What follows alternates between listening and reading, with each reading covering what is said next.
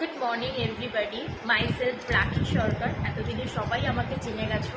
By profession আমি একজন wellness coach, এবং আজকে থেকে কিন্তু আমাদের শুরু হলো মর্নিং এক্সারসাইজ সেশন। আমরা কিন্তু এক্সারসাইজের ওপর অতটাও জোর দিই না, কারণ আমরা জোর দিই ব্যালেন্স ডায়েট এবং তার সাথে নিউট্রিশনের ওপর। আমাদের বডি যদি প্রপারভাবে নিউট্রিশন পায়, তাহলে আমরা এমনিতেই ভিতর থেকে গ্লো করবো, এবং তার সাথে যদি মাত্র 20% এক্সারসাইজ করি, তাতেই আমরা কিন্তু একটা পারফেক্ট শেপ আপ পাবো।